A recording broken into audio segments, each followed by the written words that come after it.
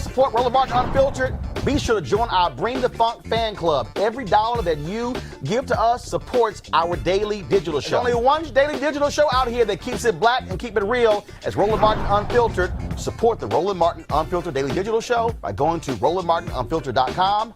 You can make this possible. Y'all know what time it is. Girl, no charcoal girls are allowed. I'm white. I got you, girl. Illegally selling water without a permit on my property. Whoa! Hey! You don't live here. I'm uncomfortable.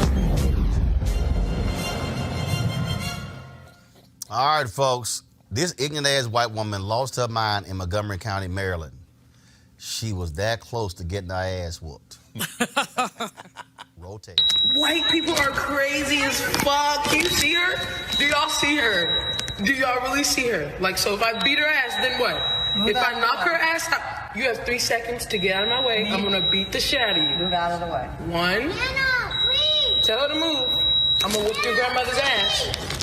2. Can you please move, please? Anna, please! Can you move, ma'am? No, I'm not. I'm not Can letting you you in this move? building. Please! Who are you talking to on that phone? Is it a resident of this recording. building? Here's, Is it a resident of this building? here's an old ass woman, guys. Tell your nana to get her ass out of the way. Nana, please. Fuck out of the way, dumb bitch. Fuck you, bitch. You're going to rob somebody? Do you hear her? You need to get your hair done. Let me tell you what. This bitch is crazy as fuck. This bitch right here. She just stood in the middle and held me. Then she said, I'm gonna go rob somebody. You racist, dirty, nasty ass fuck. Okay. Here's what I'm still just... She was preventing her from leaving. That's false imprisonment. I'm telling y'all. Luckily, that sister was holding the phone. I think, Roland, that this might be the closest you've come in this beautiful segment you do all the time. Was that the closest you've come in the ones you've shown to getting their ass beat? No, that actually happened. What happened was a white homeless dude rolled up on a brother who worked at FedEx in Seattle and accosted the brother. The brother knocked his ass out, and the white boy died. Oh. No, he had some condition or whatever, but the brother knocked his ass out cold. Damn. He died. Eugene, I'm telling you, I remember it. I keep telling it. They ain't press charges against him because he was like, yo, he said self-defense. But this white woman is blocking the sister from leaving a building where she lives. You should have knocked her out. I'm at the point, knock them out.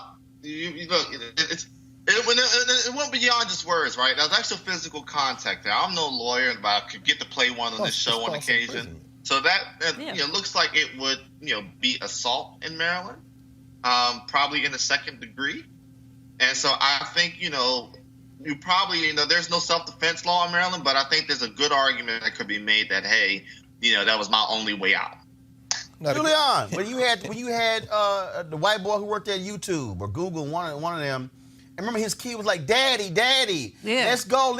Same thing. The grandchild was like, come on. And that's why she's like, you better listen to your grandchild. Yeah. I mean, the little children are seeing, hey, your old ass racist, let them go. Well, that's the beauty of this is that she's a racist, you know what, but her grandchild gets it. So as he grows up, perhaps he'll keep that consciousness. But, you know, if I was at, well, I'm too old. I was going to say if I was that sister, I'd have beat her butt too. But no, your ass, you would have done that. Don't even try to front him out too old. You know damn well you would have done that. You know damn well. Greg, I keep, brother. I'm telling you, I keep telling people, brother, yo, black people are not going to continue to be, I'm gonna pray for you and be nice, I'm gonna be calm. I'm telling you, I'm warning y'all, somebody's white gonna get killed. Oh, no question. They're gonna get their ass whooped, beat down viciously, and people gonna be saying, why'd you have to do that? Because we have done this now, I swear, 20, 30 times. That's crazy. No, I mean, and for viewers around the country and around the world who will be watching this, Montgomery County, that's really D.C. I mean, that's Silver Spring, Maryland. I'm trying to figure out whether that, because, you know, that's right across the D.C. line. We could throw a rock and hit it from here. It's Ward 9. No question, it really is. So, no, but the point you've been raising over and over again, Roland, in this space, yeah, somebody, they're going to try to write one in a minute. And that girl was smiling the whole time, the young sister. She was video. In other words, you could tell that she had managed it. But if she had turned around and that grandbaby was trying to save her Nana, please. I'm telling y'all, y'all until these white folks stop detaining black people, stop blocking people from leaving their own damn building. That's right. Stop asking them who they visiting. Stop asking them, do you live here, taking the trash out? Well, we got the one we gonna show you tomorrow is the white woman who jammed up a brother delivering packages. I'm telling y'all, he was UPS or something? Don't matter. In a uniform. No. OMG. No. Delivering packages. Come on, man. And backed off when the white UPS guy said, no, he worked with me. I'm trying to tell y'all, I am not condoning it, but I'm trying to tell y'all, black people are not going to play this. No. And I'm just warning y'all right now. So when it happens, y'all going to say, Roland, you called it. All right, folks, back to that Roland Martin Unfiltered video in just one moment. Fam, it's holiday season. This is when you think about spending time with your family and friends. This is also when you count your blessings and support those less fortunate. This year, become a holiday hero and change someone's life forever. Right now, hundreds of thousands of Americans are sitting in jail without being convicted of a crime. Why? Because they can't pay their bail. Think about it. If you are arrested for any minor offense and you go to jail, if you don't have the money, you got to stay there until a court date is scheduled. That could be weeks, that could be days, weeks, or even months. Some black folks were there for years. Simply put, America's bail system is broken for people of color. Freedom should be free, folks. That's why the Ebony Foundation is partnered with the Bail Project and is sponsoring the Home by the Holiday campaign. The Bail Project has helped bail out thousands of people over the years, and with your help, they plan to bail out 1,000 people by New Year's Day. What they want you to do is make a donation anywhere from $25, $50 to $50 or more to do so. Now, of course, people of color represents anywhere from 50 to 90% of the jail population across the country. Now, check this out. Without bail, nearly 90% of those charged with misdemeanors plead guilty because they're trying to get out. However, when bail is paid, less than 2% receive a jail sentence. Sometimes justice just needs us. If you want to donate, folks, and help the Ebony Foundation, go to homebytheholiday.com. That's homebytheholiday.com. Now back to your Roland Martin Unfiltered video. All right, folks, our top story, bitch-ass George Zimmerman. Every time I talk about him, that's what I will call him, a man who needs to go straight to hell. Of course, he was acquitted in the shooting death of Trayvon Martin in 2012. He now is suing the family of Trayvon Martin, Florida prosecutors, and others involved in the case he claims rested on false evidence. Yeah, $100 million. Reach out to attorney Ben Crump for an interview, but they're not doing any media right now. He did have a release this statement. I have every confidence that this unfounded and reckless lawsuit will be revealed for what it is, another failed attempt to defend the indefensible and a shameless attempt to profit off the lives and grief of others. This plaintiff continues to display a callous disregard for everyone but himself, re-victimizing individuals whose lives were shattered by his own misguided actions.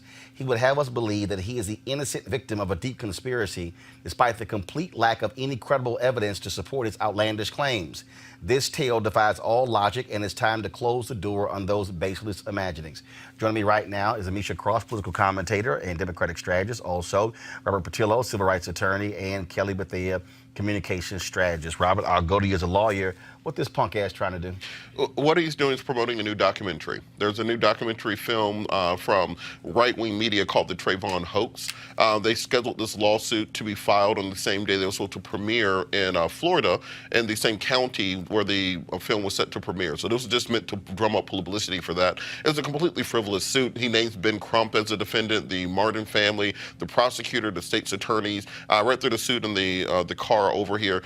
There is no legal or factual grounds for it. What I'm hoping is that the Martin family and everybody involved will countersue him on this for damages, for attorney's fees. He hasn't gotten the message yet that he's not above the law. He's gotten away with so many things. He believes that he can do whatever he wants, whenever he wants to. And there's always going to be a strong subset of white supremacists and conservative conspiracy theorists who will be there to financially support him. I believe he sold the gun that he killed Trayvon Martin with at auction. He has gone on book tours, book signings, speaking engagements to people who completely support these sorts of extremists. And because of that, that just feeds into this with this new documentary, The Trayvon Hoax, that he has us talking about, which is his entire goal, to drum up publicity for it. Oh, yeah, we're going to talk about his punk ass. Amisha, his attorney said that he faces daily threats and suffers from PTSD. Good. I don't give a damn. Absolutely. I mean, and we also have to look into Larry Klayman, who's a very interesting political figure and attorney in and of himself. He chased after, you know, the Clinton impeachment. He was the attorney. He's going through a lot with the Trump administration now. He's a close friend of theirs. He is somebody who likes to chase conspiracy theories. He's also somebody who's known to support white supremacists and others who have committed these types of crimes before. I think that in this case, you see a George Zimmerman who obviously has no remorse for anything he did. I don't think that time will ever come for him. On top of that, he continues to make himself or pretend like he's a victim, and he's in want for money at this point. So he's trying to do whatever he can to sell the last vestige that he possibly can get to make sure that he remains viable over the next 10, 15 years. Kelly, obviously, it's a trash-ass lawsuit. He's a trash attorney. He's trash. And to file this against, again, not only the lawyer, but the family of Trayvon Martin shows how pathetic of an individual he is. It's absolutely pathetic. And it's just, I can only imagine what his Trayvon Martin's mother is going through at this time. My understanding is that she's running for office. County commissioner. Yeah, in Miami-Dade County. And this is the last thing she needs, especially from Zimmerman himself. Like my colleagues have just said, this is the same man who, you know, basically admitted to killing her son, but just by way of racism in Florida was acquitted. And then to top it off, you know, the selling of the gun, the documentary, and the list goes on. And he was even, you know, he was arrested again for something completely unrelated. Again, the charges just didn't stick. And it's just something that is just so infuriating to me. And I can only imagine what Martin's mother is going through. Because if there's one thing that Zimmerman has, it's the caucasity to pull something like this off. It's disgusting. Consistently proven. I mean, this is a guy who, after Trayvon, he went out and he has charges of beating women. Mm-hmm. At the end of the day, he has never really faced any type of true criminality, like being incarcerated at all for any of these things. Nothing. And it's a very interesting system that allows for this person to continually abuse the system and yet seem to somehow reap benefits. Mm-hmm. Well, that's what he is. He is a shameful and pathetic individual, but we all knew that anyway. And so that's what's going on. So great comment there from Ben Crump. Folks, go to my iPad, please. As Kelly mentioned, Sabrina Fulton, she is running for county commissioner.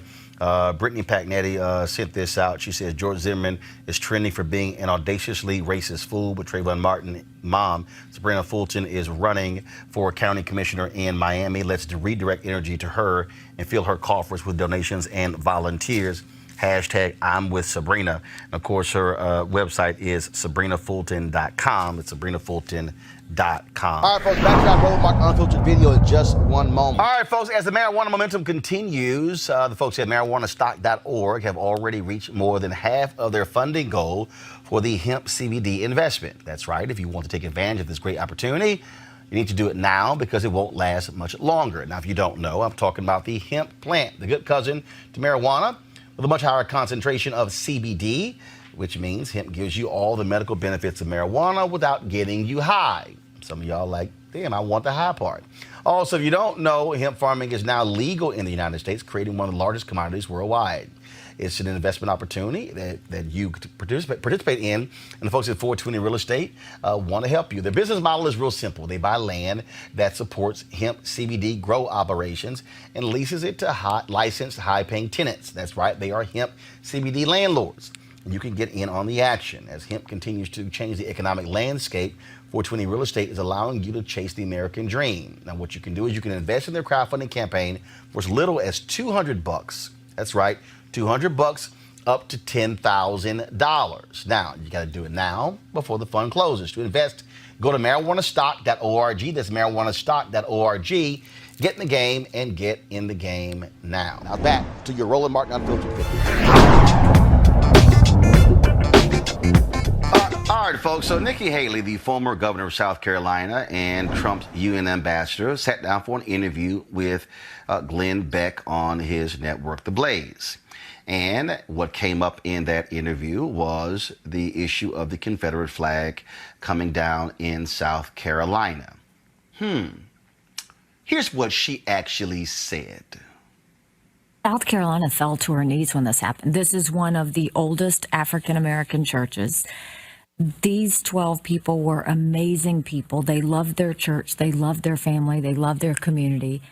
And here is this guy that comes out with his manifesto holding the Confederate flag and had just hijacked everything that people thought of. And we don't have hateful people in South Carolina. There's always the small minority that's always going to be there. But, you know, people saw it as service and sacrifice and heritage. But once he did that, there was no way to overcome it. And the national media came in droves. They wanted to define what happened. They wanted to make this about racism. They wanted to make it about gun control. They wanted to make it about death penalty. And I really pushed off the national media and said there will be a time and place where we talk about this, but it is not now. We're going to get through the funerals. We're going to respect them. And then we will have that conversation. And we had a really tough few weeks of debate, but we didn't have riots. We had vigils. We didn't have protests. We had hugs. And the people of South Carolina stepped up and showed the world what it looks like to show grace and strength in the eyes of tragedy.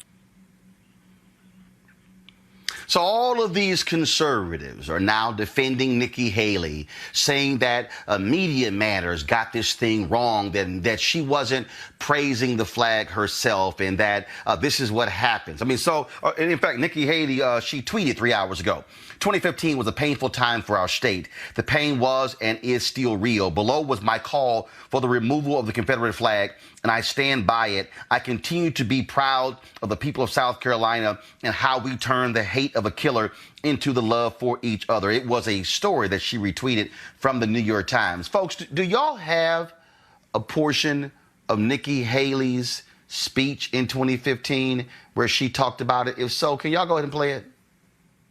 For many people in our state, the flag stands for traditions that are noble. Traditions of history, of heritage, and of ancestry. The hate-filled murderer who massacred our brothers and sisters in Charleston has a sick and twisted view of the flag. In no way does he reflect the people in our state who respect and in many ways revere it. Those South Carolinians view the flag as a symbol of respect, integrity, and duty. They also see it as a memorial, a way to honor ancestors who came to the service of their state during time of conflict. That is not hate, nor is it racism. So Nikki Haley stood there in 2015 and said that is not hate, that is racism. Really?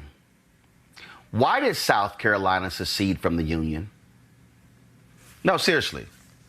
Nikki, see, this is the real issue that we're dealing here. And that's why, folks, I'm going to do this deconstruction. Because I need you to understand what is going on here. Nikki Haley is a willing participant in the redefining of the Confederate flag and what it means. You heard her say there, many people. She didn't say some. In fact, let me break this down. In the Glenn Beck interview, she talked about how a small portion of people in South Carolina are racist. In 2015, she said many people revere the flag out of respect because it was about honor. Did y'all hear that? Many revere the flag, respect and honor. Oh, but a small portion is defined by race. Here's the problem with that. That doesn't actually line up with history. South Carolina seceded from the Union because of slavery. All you have to do, she talked about, see, this is what happens when folk like Nikki Haley don't like the fact that we can break down what she says. All of her people are running to her aid. People should be going after all these journalists who misinterpreted what she said. No, not one time did Nikki Haley say, there are people in my state who revere the flag because they see it as honor and respect, but they are wrong. Not one time did she say that. In fact, she has defended that. Folks, South Carolina, in their manifesto, in the manifesto that they wrote, made it perfectly clear that they were seceding from the state, from the Union, because of slavery. Now, here's what Nikki Haley also never said, and what her supporters will not say, is this. General Lee, the person who they revere in these statues and monuments, told his troops to furl the rebel flag and store it in your attics. What Nikki Haley will not say is that for more than 2 generations after the Civil War, for the most part, the Confederate flag was not seen in America. Now, there are images of a black man being lynched, made to force to kiss a Confederate flag before he was lynched in 1920. Some of the historians on Twitter have been discussing that today. But it wasn't until 1948 when the Confederate flag came out as a national symbol. You might ask, well, Roland, what happened in 1948? In 1948, there was a meeting in Mississippi where the Southern Manifesto was created. Nikki Haley referenced a manifesto written by Dylann Roof that was racist. Yet it was a Southern manifesto written in 1948 because the National Democratic Party had dared to include civil rights in their plank. Now, let me unpack this. Republicans, yes, it is factually correct that the Republican Party historically, from Lincoln up until that period, were in support of civil rights. But there was a Republican President, Herbert Hoover, who aligned with, called the Lily White movement, who partnered with Southern Dixiecrats and the KKK to oppose black people. Those are historical facts. If you want to go research it, knock yourself out, but I got receipts. So in 1948, the Southern Manifesto is written. Who was the leader of that 1948 convention in Mississippi where the Southern Manifesto was written? South Carolina Senator Strom Thurmond, who was the man who set the record for filibustering a bill when he filibustered for more than 24 hours of the 1957 Civil Rights Act.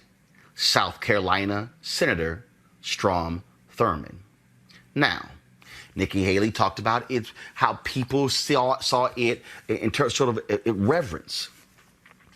Do you know that South Carolina raised that flag over its state capital in 1961 in celebration of the 100th anniversary of the Civil War?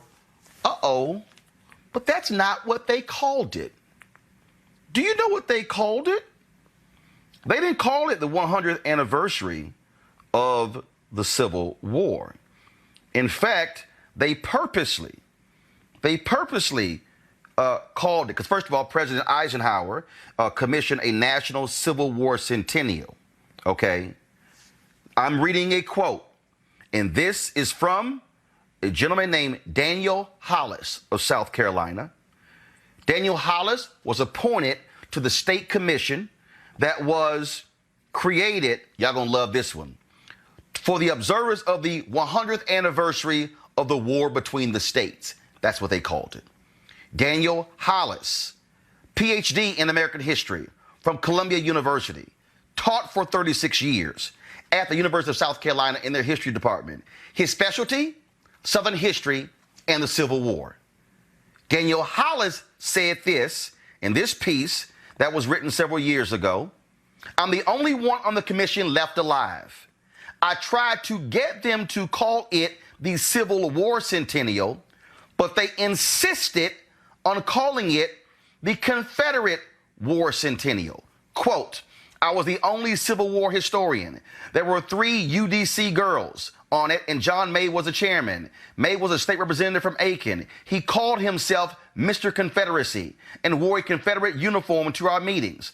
I called May an inveterate Confederate. They would argue that the war wasn't fought over slavery but states' rights. That's ridiculous. Without the slavery issue, South Carolina would not have seceded. You think they would have gotten angry enough about tariffs to start shooting? Quote, the ruling elite that ran this state all owned slaves. They denied the war was over slavery, insisting that it was over states' rights. But it was over the states' rights to own slaves and enforce white supremacy. That's the reason the South Carolina flag was raised in 1961 to celebrate this, and it remained there. So Nikki Haley says that there are people who see this as a symbol of honor and respect and heritage. Why doesn't Nikki Haley have the guts to tell those people they were wrong? Because she wanted their votes, and she still wants their votes. That's what the real deal here is. Now, let me also explain a few things that she broke down to Glenn Beck. Could y'all go ahead and cue that up? And when I tell you to stop it, please stop it. So once it's ready, hit play. South Carolina fell to her knees when this happened. This is one of the oldest African-American churches. These 12 people were amazing people. They loved their church. They loved their family. They loved their community. And here is this guy that comes out with his manifesto holding the Confederate flag and had just hijacked everything that people thought of. And we don't have hateful people in South Carolina. There's always the small minority that's always going to be there. Stop. She said Dylan Roof just hijacked it. Folks, would y'all like to see photos of white folks waving the Confederate flag against folks in the civil rights movement? Would y'all like to see people in South Carolina doing that? Do y'all know that the governor of South Carolina said he was not going to allow black folks to go to state universities? Do you know that South Carolina said if they would shut down the entire education system in that state after Brown versus Board of Education? Do you know what the folks were doing? Waving the Confederate flag. There is a direct correlation between white hate and the Confederate flag. Those two have gone together. White folks in South Carolina and Alabama and Mississippi, when they were protesting civil rights and protesting black folks demanding their human rights, they were not waving the American flag. They were waving the Confederate flag. So ask yourself this question. What made Dylan Roof write a manifesto, a white supremacist manifesto, and embrace the Confederate flag? It's because that's what white supremacists have been doing for the last 100 years. Surely Nikki Haley has actually read a book. Surely Nikki Haley has done that. But guess what? Her own son told her. Abby Phillips, a correspondent for CNN, tweeted this today. Quote, When I talked to Haley in 2015, she was fully aware that many people in South Carolina associated the flag with hate long before Dylann Roof. She even told me that her son had raised the issue to her before. So I don't understand why she wouldn't even bother to mention that in this interview. Press play. There, but you know, people saw it as service and sacrifice and heritage. But once he did that, there was no way to overcome it. And the national media came in droves. They wanted to define what happened. They wanted to make this about racism. They wanted to make it about gun control. They wanted to make it about death penalty. And right, I really put... Stop right there. The national media wanted to make this about race. No, the national media didn't want to make it about race, Nikki Haley. Dylann Roof made it about race when he purposely walked into a black church at a Bible study after folks had prayed for him and with him and pulled a gun out and killed 9 black people. He pointed a gun at one of the black survivors and allowed her to leave so she could tell everybody what happened. Everybody also, national media did not make the Confederate flag about hate. White folks did. More than 100 years. So don't play this game that, oh, it was the media who came in and made this all about race. Press play. Off the national media and said there will be a time and place where we talk about this, but it is not now. We're going to get through the funerals. We're going to respect them, and then we will have that conversation. And we had a really tough few weeks of debate, but we didn't have riots. We had vigils. We didn't have protests. We had hugs. And the people of South Carolina stepped up and showed the world. Stop right there. First of all, Nikki Haley, who the hell you think you fooling? She said, oh, we didn't have riots. We didn't have protests. We had hugs. I recall Bree Newsom climbing that state capitol and bringing that damn flag down. That was a protest. Nikki Haley also lied because what she did not say to Glenn Beck that the NAACP has long had a protest against the state of South Carolina, not allowing events to be held there. Oh, did y'all also know why the NCAA did not hold any of its tournaments in South Carolina? Because of the NAACP's protests, because that flag was flying above the state capitol. Nikki Haley lied. There had been years of protests against that flag in South Carolina. There had been years of people standing up against that flag. So to say that, oh, in the aftermath of this, oh, we had some difficult conversations and there were no protests, there were hugs. No, Nikki, that's a lie. What Nikki Haley wants is somehow credit for bringing the flag down. I'm not giving you credit. The credit for the flag, Confederate flag coming down in South Carolina goes to the 9 black people who spilled their blood in order for that to happen. Just like I give credit to Medgar Evers and his blood being spilled, and the 4 girls in Birmingham for us getting the '64 Civil Rights Act, and for Jimmy Lee Jackson having to shed his blood for the '65 Civil Rights Act, and all the black folks across the country who shed blood, who were killed in race riots across America. That's what resulted in the 1968 Fair Housing Act. In fact, the Fair Housing Act had been debated and blocked, and it was filibustered by Republicans for more than 2 years. And Dr. King was killed on April 4th, 1968 in Memphis. And the next day, President Lyndon Baines Johnson sent a letter to the House saying the way to honor Dr. King's death is to pass the very bill that he died fighting for, and that was the Fair Housing Act, and that bill would sign into law just 9 days later. So Nikki, explain to me this here.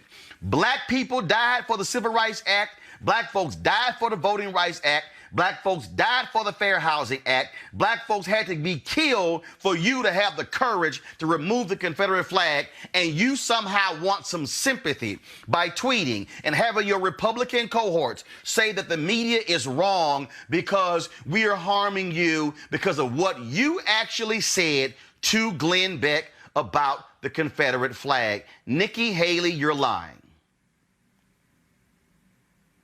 And as an Indian American woman, You should understand racism when it came to Indian and Pakistan and their issues over the years.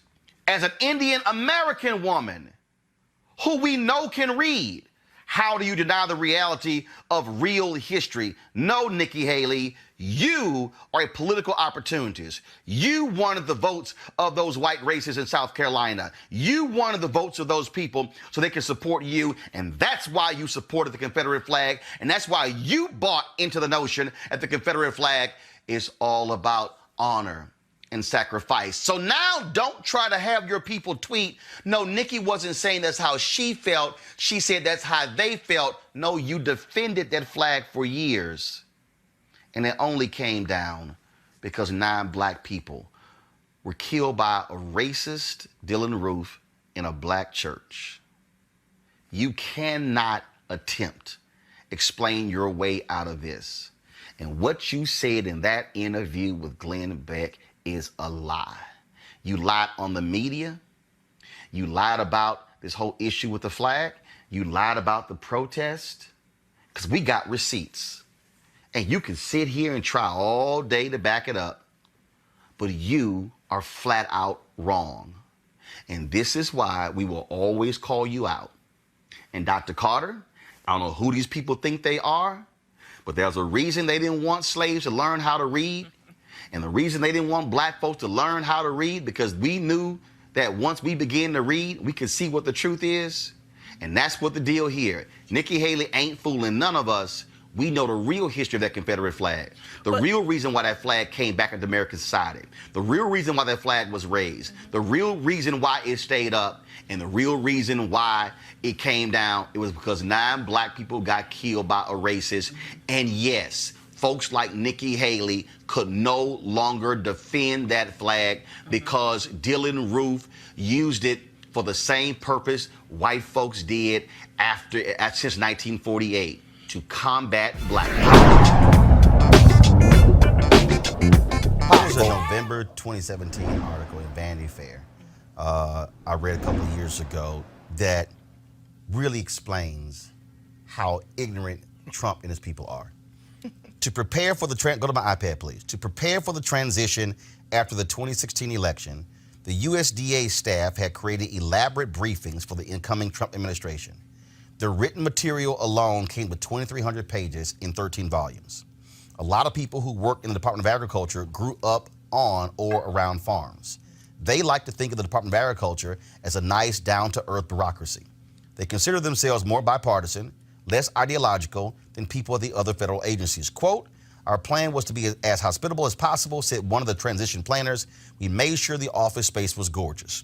To make the Trump people feel at home, the USDA people had set aside the nicest rooms on the top floor of the nicest building with the nicest view of the National Mall. They had fished out of storage the most beautiful photographs from the USDA's impressive collection and hung them on the walls. They had brought in computers and office supplies and organized a bunch of new workstations. When they heard that Joe Leftwich, the guy Trump wanted to lead his USDA transition team, had been a lobbyist for PepsiCo, they brought in a mini fridge stocked with Pepsis. That was just the way they were at the USDA. They didn't think how the fucking people paid to push sugary drinks on American kids be let anywhere near the federal department with the most influence on what American kids eat. Instead, they thought, I hear he's a nice guy. No one showed up that first day after the election or the next. This was strange. The day after he was elected, Obama had sent his people into the USDA, as had Bush. At the end of the second day, the folks at the Department of Agriculture called the White House to ask what was going on. The White House said they'll be here Monday. On Monday morning, they worked themselves up all over again into a welcoming spirit. Again, no one showed. Not that entire week. On November 22nd, Leftwich made a cameo appearance for about an hour. Quote, we had thought rural America is who got Trump elected, so he'll have to make us a priority. But then nothing happened. The USDA did not respond to questions from Vanity Fair. Wow. They didn't give a damn about these people, and this was the first month of his presidency. Right. I mean, first of all, appointing someone to that position is all about like a friend who needed a job that you were expecting. You know, people have expectations if I helped you out. But I think the important thing here is that when we think about rural America, and especially poor white folks in this country have always voted against their economic interests, right? Because of race. Right? Racism has been the driving force. They don't care that, you know, we're not getting our food stamps, we're not getting health care. We actually don't want to be in the same boat with y'all. No health care, no dental care, bad education, no food. But then we ain't with y'all. And guess what? They're going, it doesn't matter if this all happens, they're going to vote for him again. Because it's like, it is the thing of, I don't want to be with you all, and part of what's happening with you all, I don't want to be with black folks, right? And our narrative around poor people in this country is a black narrative, right? White folks and the media has trumped, I hate to say that word, has come up with this story around poor people being black. Not true, mostly white, right? But they, again, are always going to vote against their interests, their economic interests, because they would instead rather be with white folks. And also with Trump, like, oh, maybe I can be like him. You know, I can be like him. He's had failed businesses. I've had failed businesses. He's got no money, but he's, you know, and he's ignorant. And he became president anyway. So there's a little bit of, I see him in me, and I aspire to be that instead of being with black folks. Greg, well, this is why I have said, Reverend Barber talked about this all the time as well, this is why Democrats have to, one, stop being scared of broke-ass white people and go to broke-ass white people and say, yo ass broke. That's right. Your schools are broke. You broke. You ain't got no food. Guess what?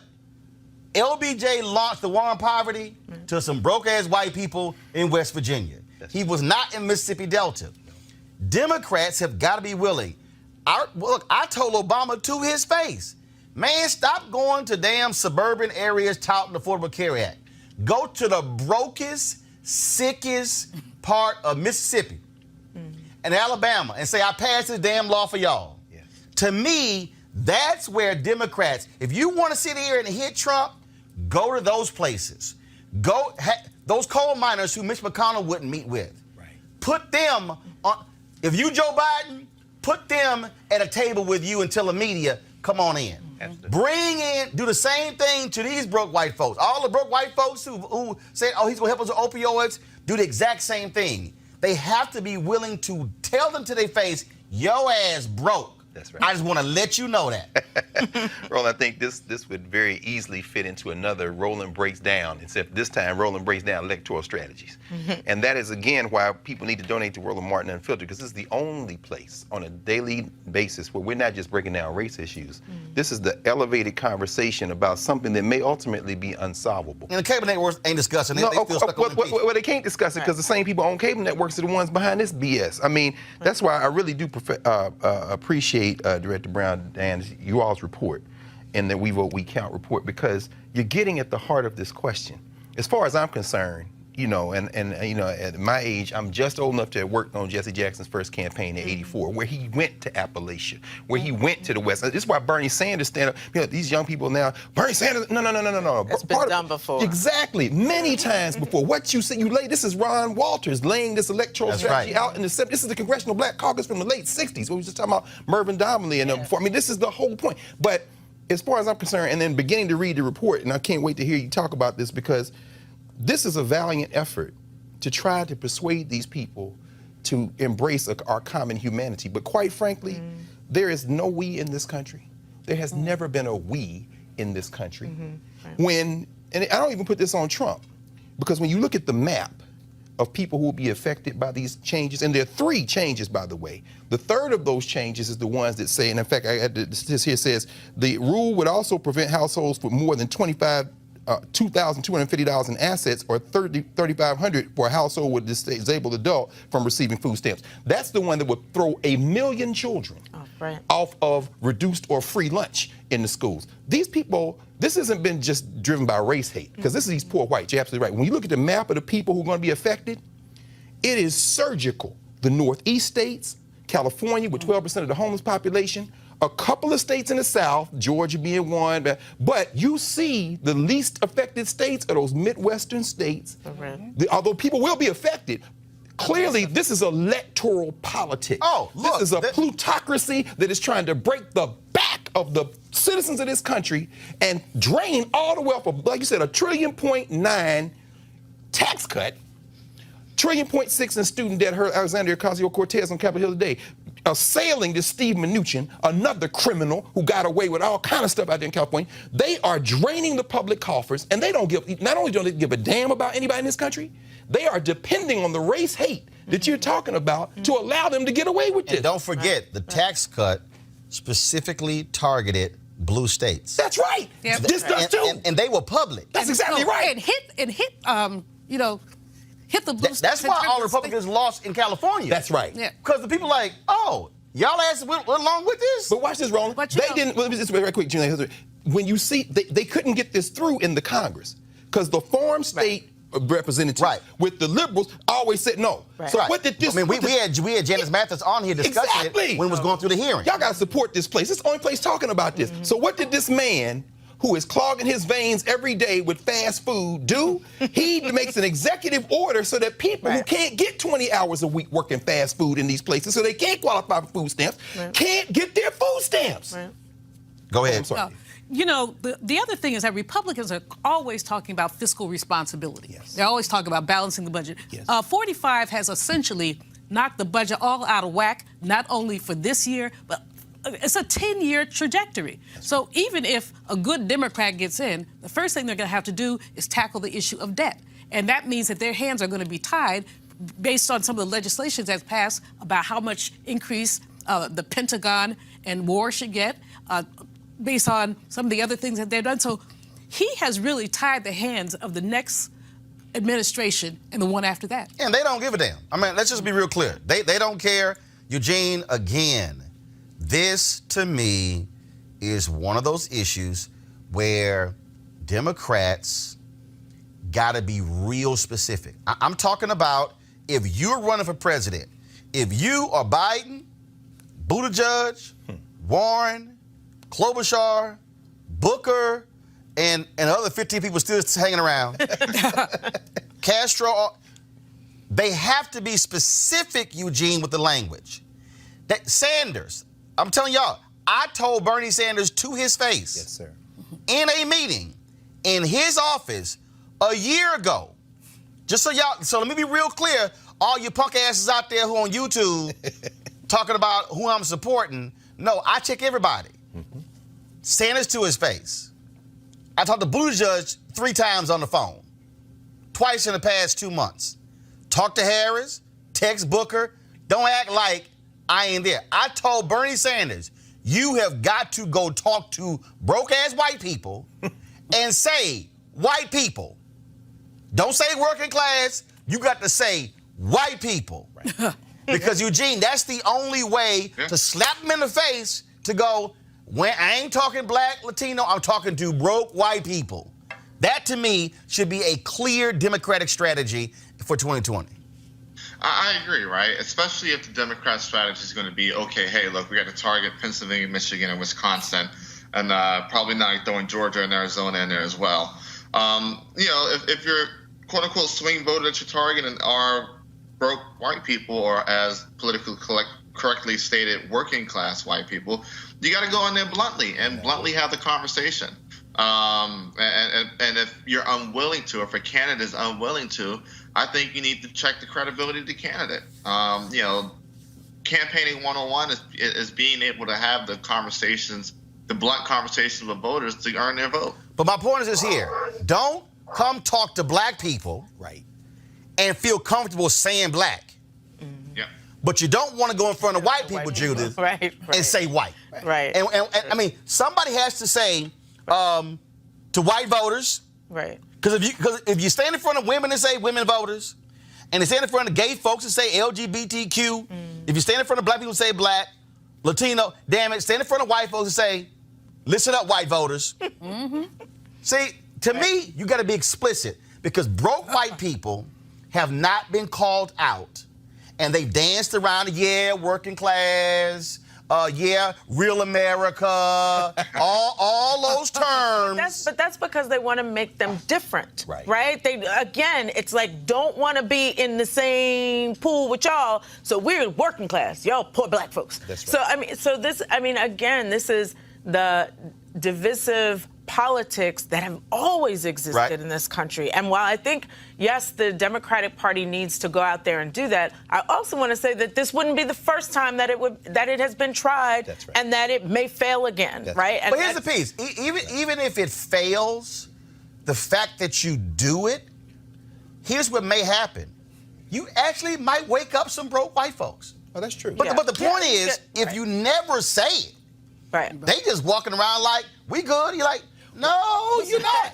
That's what Reverend Jackson did. Right. He went to, and that's what the Poor People's Campaign is. Exactly. Look, they've gone to Kansas, Idaho, the hills of North Carolina, West Virginia, Kansas, Mississippi, and they have been very explicit. They've been saying, broke white people. Well, you know, Reverend Barber. We all broke. Is a genius in terms of how he's constructed the New Poor People's Campaign, in terms of his co-chair, Liz Theo Harris, a white woman minister. I mean, he basically is fighting for the soul of America. So if you say there's no us. Well, yeah, there's no us, and America has no soul. But he is fighting for. Well, no, he's trying to create a soul for America. And here's something I think we haven't stated enough in this. And this goes back to the 19th century. You think about the Know Nothing Party, the nativist movements in the 1920s and 30s. There is a fetishization of ignorance in this country. So when we talk about the common people, there's this elevation of this idea that I'm dumb, I'm stupid, I'm proud. And when you feel, no, seriously. And so, so in other words, I'm thinking, because as you were talking, I'm thinking, which of these candidates in the Democratic primary has really began to gesture toward that? Immediately I thought of Elizabeth Warren. Because Warren talks about, you know, her mama had to put the dress on, go get a job, and her daddy had the heart attack, and then she had a baby, and they got rid of her. And I'm thinking, that should resonate, but here's Warren's flaw. She's intelligent. See, these white people want to be dumb. So when Stacey Abrams is telling them, if we give them $1, the federal government's going to give us 9 back and your hospital doesn't close, they can't hear that because she went to college. In other words, whiteness and dumbness confused. So do we have to find the best candidate? Yes! Well, no, Reverend Barber, that's why I agree with you, is genius. Barber is as intelligent as any human being walking the planet. But the way he crafts his message, he can resonate because he doesn't come off like that. I don't know that a person who comes off as smart can ever convince these stupid white people to do anything. And you're right, because first of all, with Warren, they're going to say, well, you taught at Harvard. Exactly. And you see, but here's, again, perfect example, because you talk about, let me find it, you talk about how dumb works. Perfect example. So after you had the hearing yesterday, you had this fool from Texas. Damn, I hate he graduated from Texas A&M. I don't think he even graduated. Louis Gohmert. Oh my God. But I want to show. But I'll show you dumb. They had a news conference, and when it was over, Louis Gohmert came out there, and oh man, I'm trying to find it. He came out there and he says essentially, whatever y'all do, don't send your kids to Harvard or Yale. Every damn Republican who is on that Supreme Court, come on, brother, from Harvard or Yale. That's right. Then somebody on Twitter named all of the damn folks in Congress who Republicans who went to Harvard or Yale Law School. But again, so they play this, all these elitists, when they got the same elitists sitting over there, and Trump always touting how, you know, he got his Ivy Leagues from the Wharton School of Business, Penn, Ivy League. That's my alma mater. And he really right. He did not get. He bought that Wharton. He did not. It is. Hold up. Here it is. Again. This is playing to stupid. Go to my iPad. So all I got to say is, if you love America, mamas, don't let your babies grow up to go to Harvard or Stanford Law School. Wow. Right there. No, but to Greg's point, they are. And Texas A&M is a major research university. And not only that, Texas A&M is an extremely conservative university. Yes. And I'm sitting there going, fool. But here's the deal. Them same, and here's the piece. Them same broke white people, I'm telling you, when they challenged the Hopwood decision, the reason, you know how the top 10% got passed in Texas? Right. The Black and Latino legislators. Break it down, brother. Y'all, I was there. Got with the white rural legislators who were upset because the white kids from rural Texas were not being accepted at the University of Texas or at Texas A&M, the two major institutions in Texas. So the Black and Latino legislators got with the broke rural white legislators and said, we're going to create the top 10 rules. So if your kid graduates in the top 10% of your high school class, regardless of the high school, you are automatically admitted to the state institutions. And guess what? It was the suburban legislators who went there and said, no, okay, we're getting too many kids, who changed this top 10% in Texas to limit it to the top, only like 50% of the class. Oh, so they changed it because what happened was Texas was saying, and we're losing too many of our bright students. No, it was saying we're losing too many of our bright white students. Who were not in the top 10%, and their white parents were saying, well, my child goes to Austin Westlake, and which is more rigorous than O.D. Wyatt, the black high school in Fort Worth. So it's unfair that the valedictorian and O.D. Wyatt automatically get admitted, but my kid doesn't, and that's how they got the rule changed. But the point is, the Black and Latino legislators went to the white folks and said, y'all kids ain't getting in either.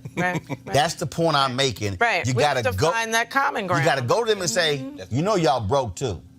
You know y'all hungry too. So that's why if I'm a Democrat, I ain't bringing no Black or Latino person impacted by SNAP.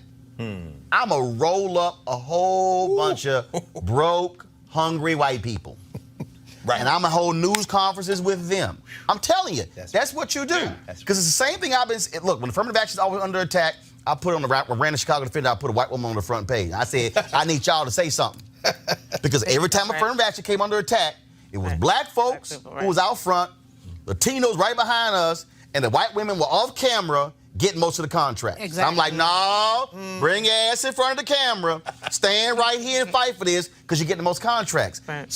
If you're going to be explicit in talking to us, damn it, be explicit in talking to them.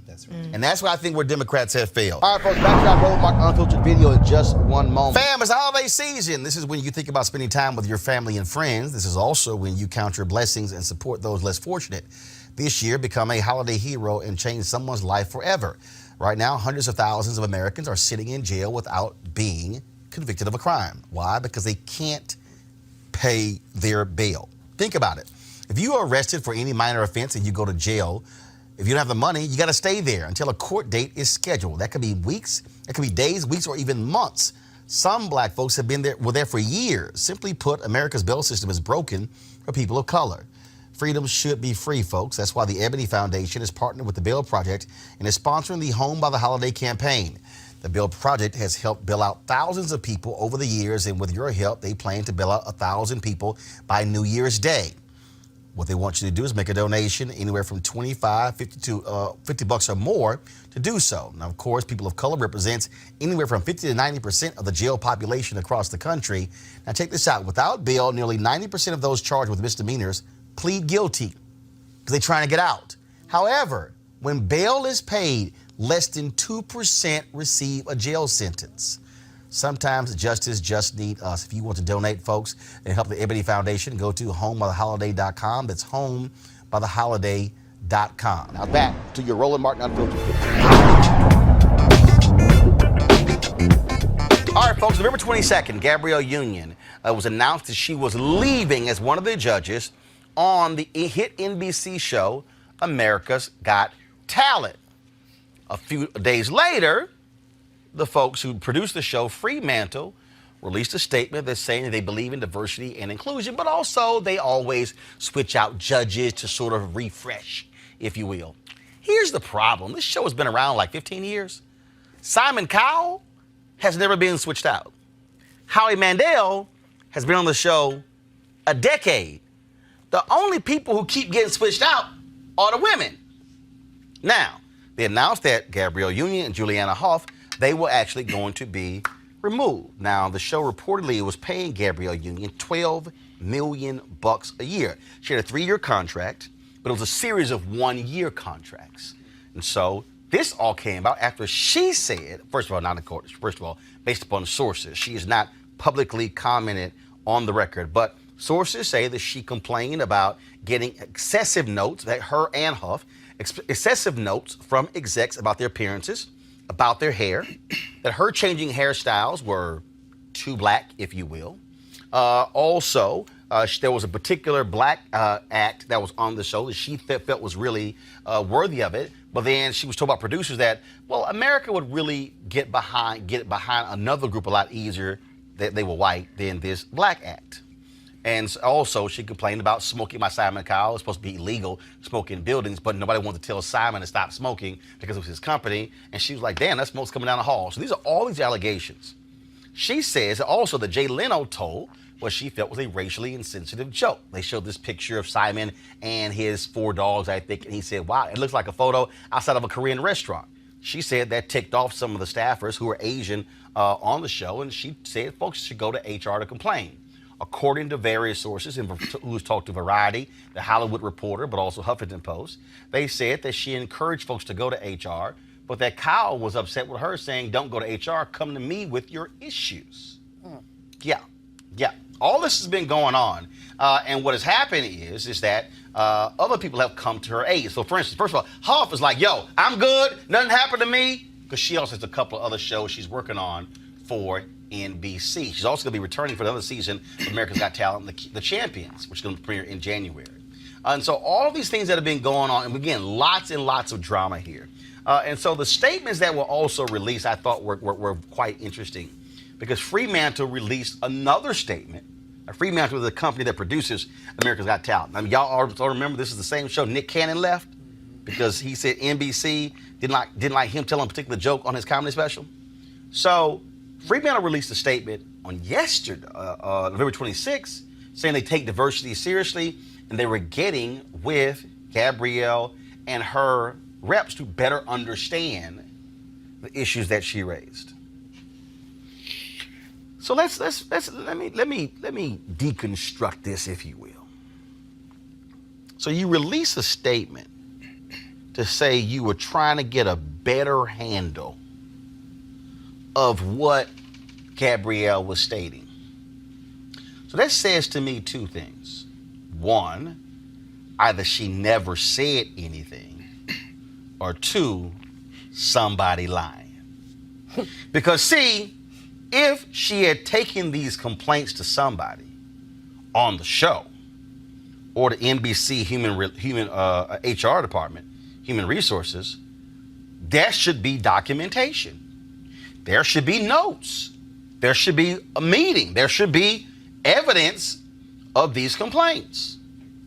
And if there's evidence of the complaints, then there has to be evidence that shows something was either done or would likely happen, because it involves the show of a huge talent in Simon Cowell. Remember, American Idol? They didn't want to go down that path. I reached out to somebody at NBC today, and I was told that they are hiring outside counsel. They're going to be meeting with Gabrielle and her lawyers to also better understand these issues. See, here's what I really think is going on here.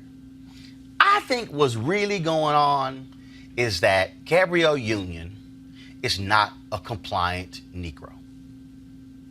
Let me say that again. She's not a compliant Negro. Now, I don't use that phrase all the time, but I'm using it within the context of this because what happens a lot of times in these mainstream media, largely white environments, black people are expected to be quiet and just shut up and take whatever is given. See, the reason this is so significant is because she was a popular judge. We're living in a world where social media and your metrics are judged by that. First of all, Simon doesn't tweet or post. Howie barely does. Gabrielle's numbers, her social media numbers, more than all the other judges combined. Her social media metrics, crazy. Her husband, Dwayne Wade, said, first of all, he said she was fired. he says that her presence was a large reason why a whole new audience began to watch the show because of the flavor she brought to the show. So as you begin to unpack these things, when you hear this whole issue about hair, remember, this is the same state that passed a bill signed into law by the governor that forbids hair discrimination, which would apply to this show and NBC and America's Got Talent. Why? Because the show was shot in Los Angeles. But the reason I say this is this whole notion of not being a compliant Negro is because Gabrielle was supposed to just shut up and move along. Just move along. Look, you got 12 million, just move along. She's like, oh, no, hell no. Because what's right is right and what's wrong is wrong and what's fair is fair. And so by her making it clear what happened, it now is forcing a different conversation. Now, NBC has to get involved because it can't just be left in the hands of Fremantle, which produces America's Got Talent, because they're the network that airs it. They have rules and procedures. They have HR policies. And if she's a so-called whistleblower, what protections does she have? Now, some of y'all also might say, well, bro, why in the hell does this matter? This ain't affecting black people at large. But actually it is. Because see, what Gabrielle Union is dealing with is what black people are dealing with every single day in these companies. Whether they're engineering firms or law firms or other positions in corporate America, other media companies, they hear you are black inside of companies and you're having to be the compliant Negro, act a certain way, wear your hair a certain way because there's somebody white who's like, we don't really like those cornrows. We don't really like, the natural look. We really don't like that. No. That's why this matters. But see, here's the other thing that we have to also understand. $12 million a year. In 3 years, that means she can make $36 million just from this show. See, when we are limited economically, then we are also limited in being able to help our community economically. See, I remember when my term was up at CNN and I was asked by Mark Lamont Hill on Huffington Post Live. He said, hey, why do you think you never got a show? And I said, well, I really been thinking it's because you had white execs who really weren't comfortable with a black man giving his opinion on a news show. And I said then, we also want to make Wolf Blitzer and Anderson Cooper money. See, I know what it's like to be an opinionated person inside. And I had people who came to me, black people, who said, Roland, you really should, not breathe these things up. I think you're too militant. And this is what I said. I said, y'all, I could wait till I'm 75 or 80 and write a book and talk about what the experience was like 40, 50 years ago. I said, but somebody has to be willing to say it in the present and to change it in the present in order to impact the present and tomorrow. See, that's really, to me, what this is about. This is Gabrielle Union saying, I raised some fundamental issues on this show.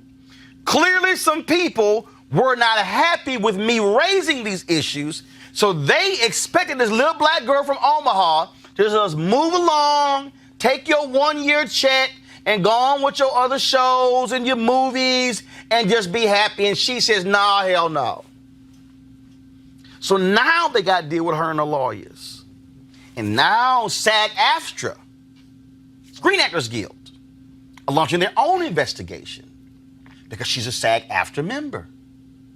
And so what now was an internal thing is now becoming an external thing. Now you got white women. Now, you know when white women start saying stuff, oh, Lord, people pay attention. Deborah Messing, Will and Grace Starr, called out NBC saying, oh, y'all, this is the same network protecting Matt Lauer, but now y'all dissing Gabrielle, standing with you. Ellen Pompeo on Grey's Anatomy saying, I'm standing with you, Gabrielle. Ariana Grande But also was that they didn't realize all the black folks who was standing with Gabrielle Union. So now NBC has a much greater issue on their hand. And so I'm thankful that Gabrielle, someone who I know very well, who's a wonderful sister, not just a great actress, but just as a wonderful, kind-hearted sister who is taking a stand saying, no, this stuff has to be addressed. Because very few of us are in position to use our voice and not be canceled, and not be whiteballed, and not be denied opportunities. See, that's the other piece. Gabrielle has the advantage of being a successful actress, having her own clothing line, being married to retired star Dwayne Wade, that she ain't sitting here going, oh, Lord, where my next check coming from? That's why we got to have more people who have courage. See, I told y'all, I can't stand parking lot militants. I can't stand the people who, when they in the parking lot talking about what's going down and they ain't, and this wrong and this wrong and this wrong, yet when you go inside, they don't say nothing. You the only person speaking up. You're the only person challenging people in the office. You're the only person questioning what's going on. That's why this matters. So absolutely, I stand with Gabrielle Union. I was texting her earlier, telling her, sister, we with you. Because what she is addressing is what black women are dealing with. Black women who are TV anchors, black women who are actresses, the crap that Viola Davis has had to deal with. All of these things,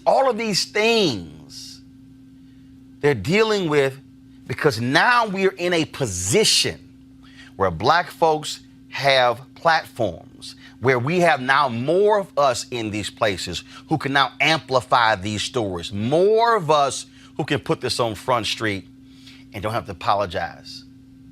So when execs like at NBC start getting emails from folks like me, they realize, they paying attention. When black people on Twitter are talking about these things. See, this thing goes, and I'm trying to help you out, goes way, way deeper than just what's happening with Gabrielle Union. We have this segment called Crazy Ass White People. And I had black people hit me up, man, why you call it that? Because it's some crazy ass white people. Because there are white people in America right now who are stopping black folks from leaving the buildings where they live. We're going to show y'all a video later. Black man delivering packages for UPS and the white woman challenging whether or not he actually works at UPS. Black people are having to deal with stuff that other folk aren't having to deal with. And so don't just assume that this is just one of those stories you can ignore and it's really no big deal. No, it goes much deeper than that. And that's why it's important. And that's why we want to talk about it. And that's why I had this commentary this morning, Tom Joyner Morning Show. And that's why we're discussing it now, because it matters. And Julian, again, if we dismiss this as just an entertainment story, we lose sight that this is literally happening to black women and black men in companies all across America where they want us to just shut up, take it, and go home, or lead a company and don't say nothing. And conform. To conform. They have a look that they want. They have a just a metric. So they want us to conform. I really appreciate Gabrielle Union because she's really raising a lot of issues in terms of the intersection between race and gender. I really appreciate the fact, how does someone tell you your hair is too black? What is too black? I mean, that's an absurd statement. You're too black. Has anybody ever told somebody they were too white? No. So, the too black, you're right, Roland. This is economic discrimination. Sister was going to make 3 times what she made in the 1 year. Right. And she a 3-year deal. That's $36 million. She had a contract, but they let her go for some specious reasons, talking about, well, we mix it up all the time. No, you don't mix it up all the time. First of all, you don't switch them off to 1 year. Come on. And the other thing is a smoking issue. I mean, in California, you cannot smoke in the workplace. Yeah, we in D.C. And look, I'm allergic to smoke. I worked at a radio station in Dallas. Longtime DJ, Cousin Lenny. Man, he smoked like a smokestack. Knocked me off the air for a whole week. I went to the general manager, like, say, player, either he gonna stop smoking or I ain't walking into that control room. It's a health issue. It absolutely is. But according to sources, that Simon, can't nobody tell Simon what to do. He all-powerful, Simon Cowell, so just, girl, be quiet, just let him smoke.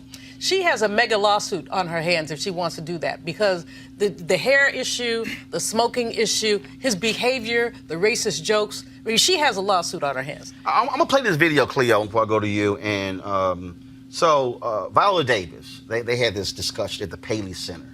And they were talking about, and she was talking about, you know, how many pilots she worked on and failed shows, and how she wanted to play this character on How to Get Away with Murder. But it also is a peak, and she's talked about this before, in terms of what the reality is like for a black woman in Hollywood. I want y'all to listen to this. We're going to come back to Cleo on this one here.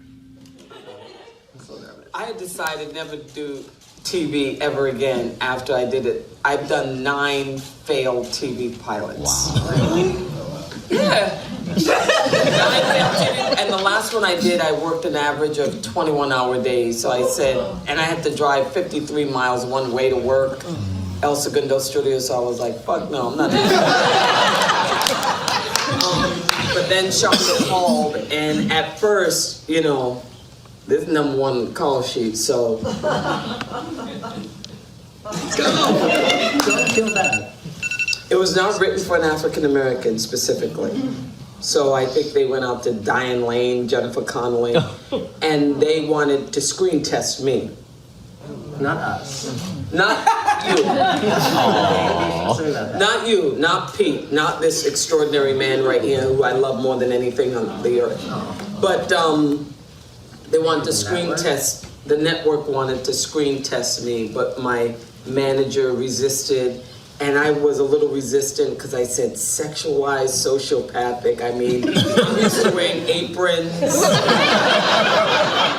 holding babies. But I remember I finally signed on after I spoke to, I don't know if you were on the phone, and Betsy Beers and Shonda Rhimes. I was just saying, like, yeah, because I said I want to be a real woman. Yeah. If I could be a real woman, if I don't have to walk around in heels, because I know y'all talk about me walking in my heels. And that's a little fucked up of y'all. But I said, but then and after that, I said, yes, and it totally changed my life. You also said one other thing. Oh, shit. Yeah. It was a very short call, which I love. It's like, oh, she's direct, she's efficient. Mm-hmm. You said you wanted to take off your wig. Yep, because I said if I take off my wig, then you have to deal with that shit that you see underneath it. Then you have to write that, not write the, you know, the tight ass and, you know, the sex scenes or whatever. You have to write a real woman. And Pete said, oh, yeah, we could do that. And so I had no idea what it would mean.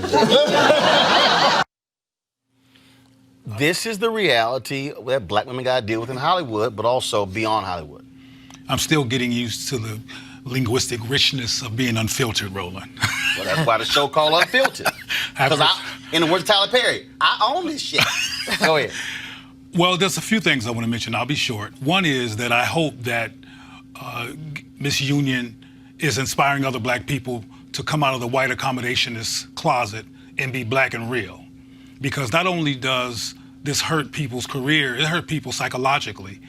Even if they look successful to us, a lot of people under their skin are hurting because they didn't get to be black and be who they fully are because they're trying to keep a big paycheck. So I hope that she is inspiring other people to come on out and be real and use her as a role model. The other issue that I want to look at, though, is that a lot of people think that television is simply ran by ratings.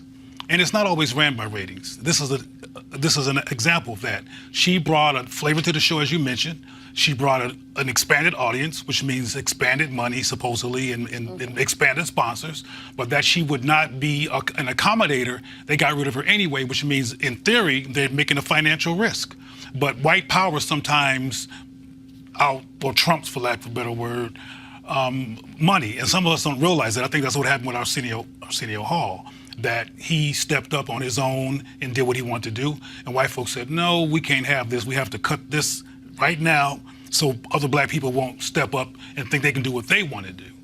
And yes, this is an issue that has affected women for years who could not have their own hair. I know of several women who've quit the business of being on camera because they got tired of the humiliation. So again, I hope that she is a role model for everybody else. The accommodationist part, Mustafa, is really important because the reality is this. White folks get to be white.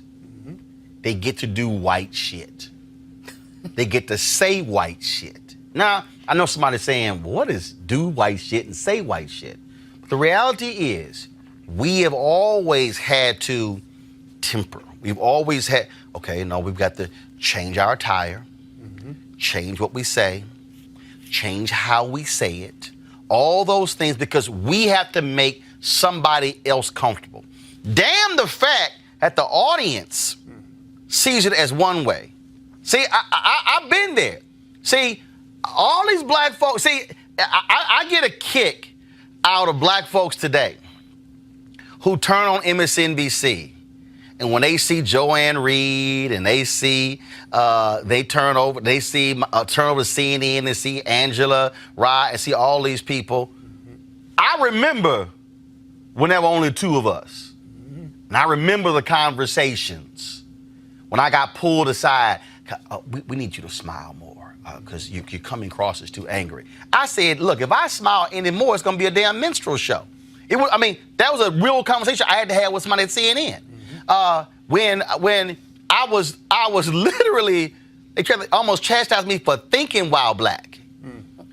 Because we were in a meeting, and what happens is, like, if we're sitting here talking about some ideas, a lot of times when I'm visualizing, I'll be sitting here, I might be looking off and have a look at my face, and they call me, that was really unsettling because you were angry. I was like, oh, hell no. I said, wait a minute. I was thinking while black? I said, no, we ain't having this damn conversation. That's literally what I said. And so, folk don't know what other folks went through to make it easier for the folk today to do them. Exactly. And that's why this thing matters. Yeah, I mean, everybody's hit some of the major points. Here's the other part. As we talk about on this show all the time, you got to own your own stuff. So then you don't have to deal with some of this foolishness. But that's just one side of the coin. Let's flip the other side of the coin over and let's realize the power that we actually have. And it was mentioned earlier about the sponsors. So folks should be reaching out to the sponsors who help to support this show and let them know what their feelings are about this, because that's where a lot of power is also. Yes, Simon Cowell has an incredible amount of power. Let's not get it twisted. We've seen how that plays out in Hollywood in relationship to women. But you also have power. So if you let those sponsors know this is not something that you are comfortable with and you will no longer purchase their products, it'll change some things. Well, and I think that, and obviously, first of all, that is a very, as a strategy that's involved with that. I think what's going to happen is we'll see these meetings take place. There will be stories discussing this, what comes out of this. Because it's now public, they're going to actually have to publicly make some statements about what happened, how will things be fixed. But I just want people to understand that the reason we talk about a lot of these stories and bring attention to them, and even this is the case of an actress, folks have to understand that, and this is and people don't, if you've never been in a situation, you don't understand it. I mean, I remember there were times when other people who had lower profiles at CNN couldn't say nothing. But I could. And see, I could have easily been like some folk, like, that ain't my problem. Right. But no, because see, there's responsibility that comes when you have power, when you have influence, when you have stature, when you're able to bring it to the table. And that's why I think it's wasted opportunity if you're African American and you're working at an ESPN or Fox Sports or CBS or an ABC or an NBC or Fox or any of these media companies, or if you're working at a law firm or you're working at a major corporation, and you actually have the ability to shift a dialogue or move a conversation or call some folks out because you've amassed this level of credibility and power, and you don't do a damn thing with it. That, to me, is what's also shameful, because it's not just about you. It is about who's walking through that door next. But let me add this. Hold on, Mustafa. Yeah. Then I'm going to come back to Cleo, then Julian. So you did some incredible reporting and a story that you did with Byron Allen not too long ago. And all those dynamics, it's about power and how it plays out. So we're seeing this happen in a number of different situations. We're also seeing people step up and live out their values. And that's what Gabrielle is doing. Cleo. I think it's important to reiterate that people are stepping up, and again, to affirm Gabrielle Union for what she's doing. But one thing I think is important to reiterate is that one of the things that gives white people the balls or the ovaries or whatever to tell black people that they're too black is accommodating black people. Yes. There's a culture after so many centuries of normalized apologizing for being black in the presence of white people. I have been to so many meetings where the people who are the most crazy toward me and the most reactionary to me are black people who are looking around, waiting to take care and save white folks. Do you understand why that needs to be put up there as an issue that is primary for black people to unlearn and dismantle? One of the black folks came to me when I was at CNN, and one of the highest ranking blacks when I was at CNN had a conversation with another black person and said that there are good blacks and bad blacks. Yep. And this brother was black. And this brother told this person that Don Lemon was a good black. How he dressed and how he talked. He is. And then he said, Roland Martin's a bad black because he's too loud and he's too aggressive and how he dresses. And this same individual, and the whole time he was there, black, would never meet with me one-on-one. I could send an email to the worldwide CEO, Jim Walton. Matter of fact, I ain't got a say problem. Jim Walton, I could send an email to him and say, Jim, I'm coming to Atlanta. Can we meet? Roland, hit my secretary, would say, I could get a one-on-one meeting with the worldwide CEO, but the highest ranking black man would not meet with me one-on-one. I would say, well, I'm coming to New York. His office was across the office from another EVP. I could meet with that EVP, he across the hall. I said, when you come to DC, would never meet with me one-on-one. Well, see, the problem with this, Roland, is that many of these folks in these positions have leveraged their blackness to get these positions. Right. The whole, affirmative action, et cetera, companies are looking for diverse candidates. Right. But many of these, everybody brown ain't down. So you look at these diverse candidates who say nothing. John Rogers, Ariel Capital Management, gave a speech in Chicago at Rainbow Push one time, and he's talked about black board of directors members. And he said, you're not on the board to make money and to basically enrich yourself. It's all about you. You're on the board to change policy. But many of folks get in there and they get real quiet. They just can't do it. And this is just internalizing racism. And these are powerful black people. They're making 7 figures. They have access to all kinds of things, and they just won't say anything. And we need to begin to call those people out and say, what's up? Because if we don't call them out, they will continue to pimp black people for access, but not to give back to black people in terms of process. But we also need to look at our own behavioral and traumatizing treatment of people. I'm talking about black people now. Because sometimes when we get mad at somebody who's dealing with a internalized white supremacy relapse issue, we get mad at them and attack them and never look at the larger system that creates this kind of mentality. It's not natural to second guess your worth and give somebody else privilege. That's a mental side effect of intergenerational oppression unresolved. And unfortunately, in so many cases, when we get mad at black people for acting like that, we jump on them and we can be very mean, and we just re-traumatize them instead of looking at them from a perspective of cause and effect and deflecting that self-hate. I've seen it too much. Go ahead. We just need to utilize our power. We need to stop just allowing systems to be the systems that have always been the systems. And I actually believe that we can make change happen. We saw it a little bit in Hollywood when folks began to speak out about, you know, the Academy Awards and some of the other things. And it was just a small step. A little bit. But people began to engage in that process. I think this is the exact same thing where we've got to make sure that we're hitting on all levels. You're going to get, you know, you got to hit on the legal aspect. You got to hold people accountable on the legal side. But we also got to utilize our dollars more effectively. Yep. So we'll see what happens. We're going to stay on top of this. And then we'll give you more updates as they become available. But yeah, we stand with Gabrielle Union. All right, folks, y'all know what time it is. Girl, no charcoal girls are allowed. I'm white. I got you, bro. Illegally selling water without a permit On my property. Whoa! Hey! Give us your right. You don't live here. I'm uncomfortable.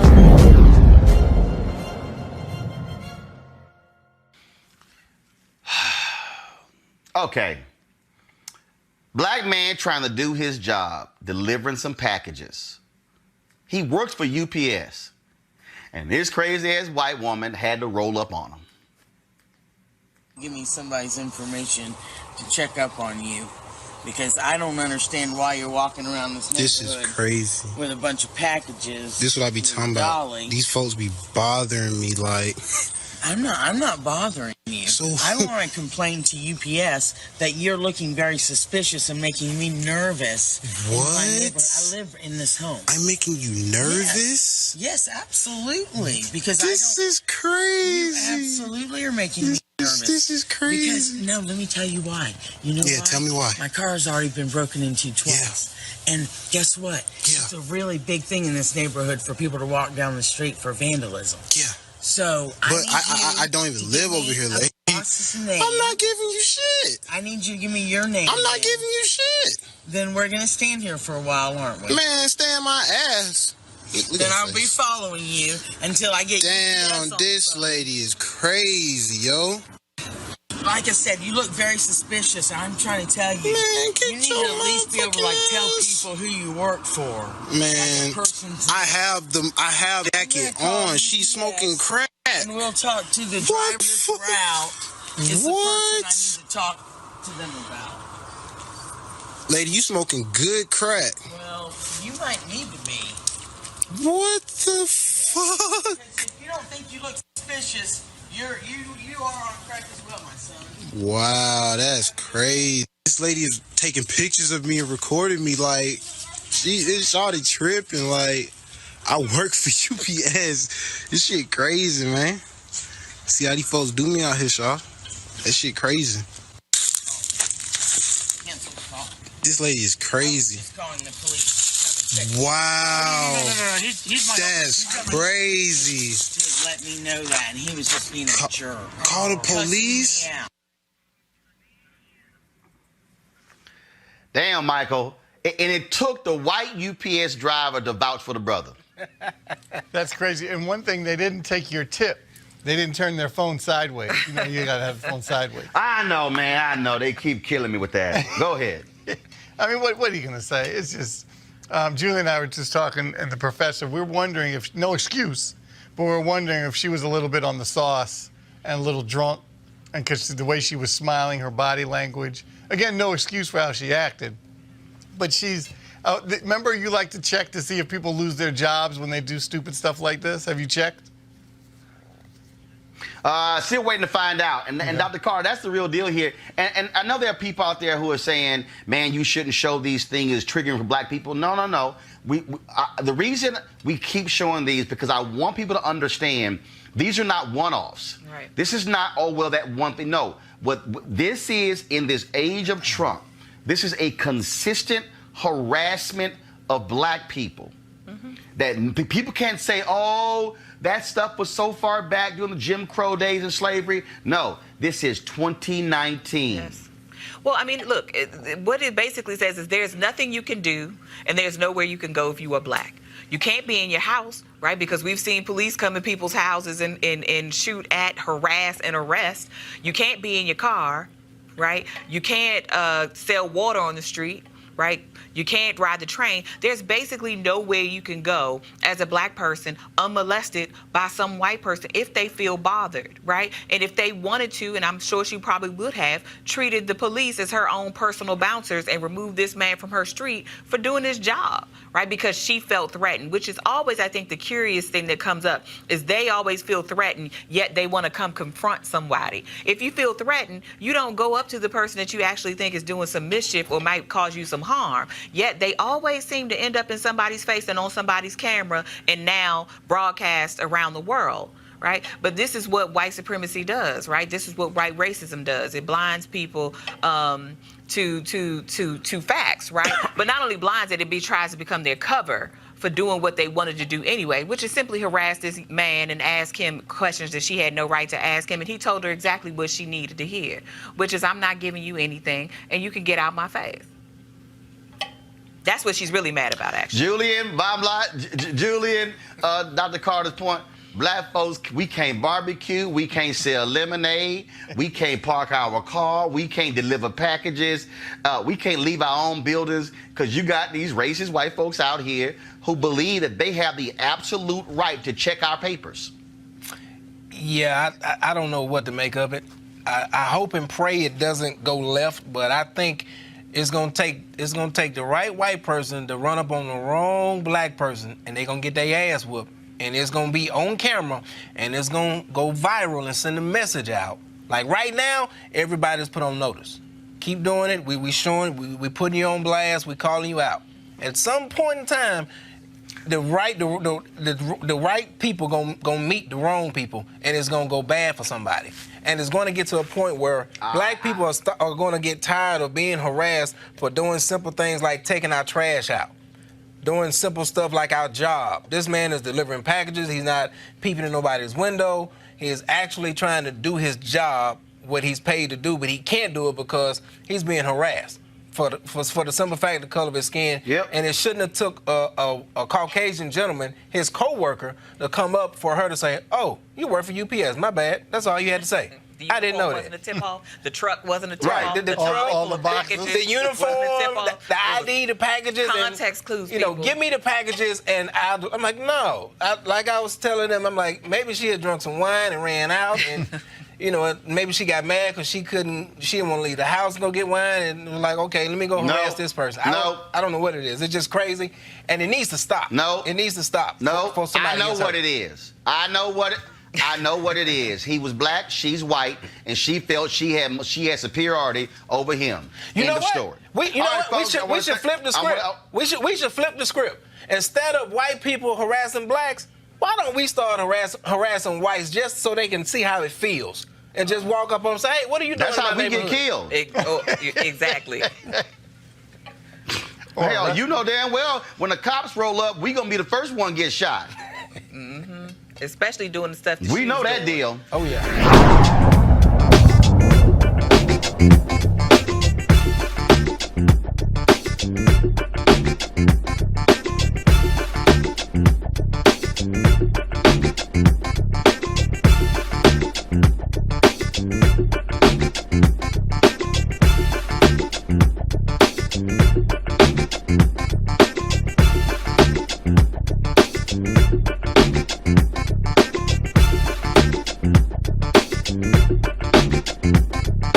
You want to check out Roland Martin Unfiltered? YouTube.com/Roland S. Martin. And subscribe to our YouTube channel. There's only one daily digital show out here that keeps it black and keep it real. It's Roland Martin Unfiltered. See that name right there? Roland Martin Unfiltered. Like, share, and subscribe to our YouTube channel. That's YouTube.com/Roland S. Martin. And don't forget to turn on your notifications so when we go live, you'll know it. You want to support Roland Martin Unfiltered? Be sure to join our Bring the Funk fan club. Every dollar that you give to us supports our daily digital show. There's only one daily digital show out here that keeps it black and keep it real as Roland Martin Unfiltered. Support the Roland Martin Unfiltered daily digital show by going to RolandMartinUnfiltered.com. Our goal is to get 20,000 of our fans contributing $50 each for the whole year. You can make this possible. RolandMartinUnfiltered.com. Hey everybody, this is Sherry Shepherd. You're watching Roland Martin Unfiltered, and while he's doing Unfiltered, I'm practicing the wobble. Yes, I am. Because Roland Martin's the one, he will do it backwards, he will do it on the side. He messes everybody up when he gets into the wobble, because he doesn't know how to do it, so he does it backwards. And it just messes me up every single time. So I'm working on it. I got it. You got Roland Martin. Hi, my name is LaToya Luckett, and you're watching Roland Martin Unfiltered. What's going on, everybody? It's your boy Mac Wiles, and you are watching Roland Martin Unfiltered. What's up, y'all? It's Ryan Destiny, and you're watching Roland Martin Unfiltered. What up, Lana Well, and you are watching Roland Martin Unfiltered.